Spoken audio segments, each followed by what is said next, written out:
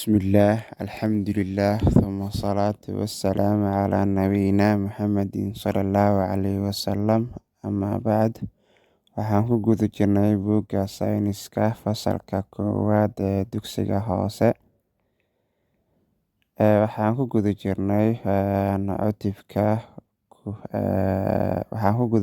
cutubka saddexaad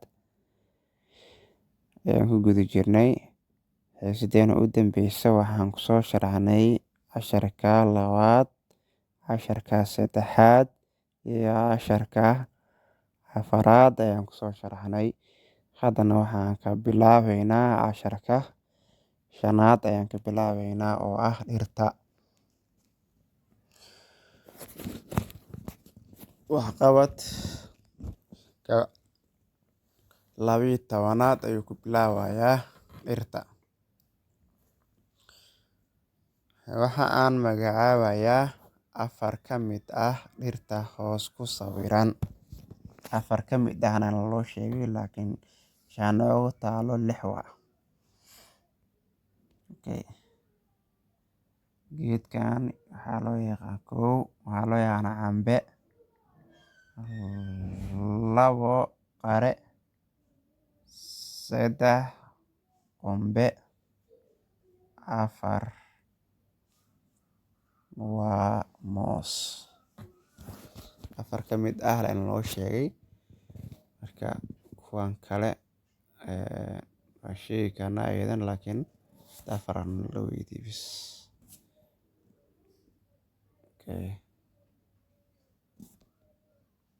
Kan hadda geedkani geed talaal ayuu leeyahay, hadda si fiican looma arkayo, la dareemayo, laakiin kan waa galley waay.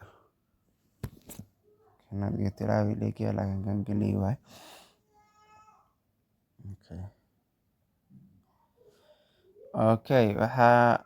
Waxqabadka 13aad waxa aan tirinayaa dhirta ku jirta sawirada hoose aniga oo isticmaalaya 1, 2, 3. Nambar 1 waa galley. 1 waa galley, 2 waa babaay,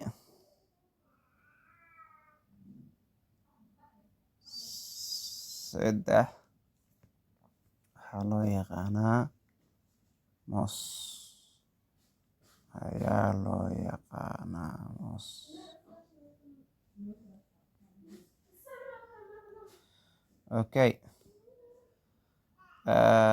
Waxtarka casharka 6aad. Waxtarka dhirta. Dhirta waxyaabaha ay noo tarayso.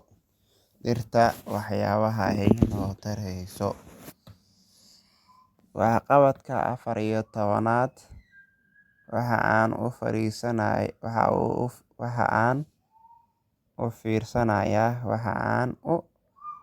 fiirsanaynaa 2 ama waxaan isku qaybinaynaa 2 ayaan isku qaybinaynaa annaga oo eegayna sawirada hoose. Waxa aan isweydiinaynaa waxtarka ay dhirta leedahay.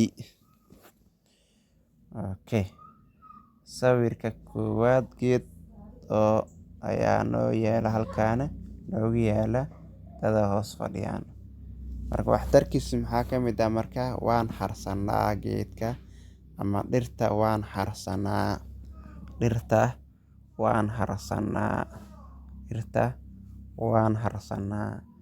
Sawirkan waxaa noogu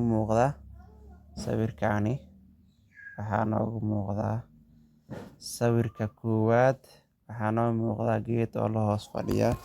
Dhirta waxay noo tartaa waan harsanaa. Sawirka labaad waa qof oo gacantiisa ku haya caday. Dhirta waan ku cadayanaa, waa caday ahaan ayaan u isticmaalnaa. Sawirka saddexaad waxaa noo muuqda qof madaxa ku sita moos. marka dhirta waan guranaa, waan nacafsanaa ama nacfi ayaan ka helnaa. Sida mooska hadda waxaa waaye waan cunnaa, kan marka dhir maahan waa xayawaan waay. Xayawaanada faa'iidadooda ka aragnaa, laakiin meesha waxaan kasoo saaraynaa waa xayawaankii dhirta is wataan. Xayawaankani geelka ah wuxuu cunayaa geedkani. Geedka markii uu cuno, xayawaankii muxuu dhalayaa marka muxuu yeelanayaa geedkii. Xayawaanka wuxuu cunay tusaale xayawaanka wuxuu cunay geedkii ayuu cunay. Geedkii waa kana soomaan.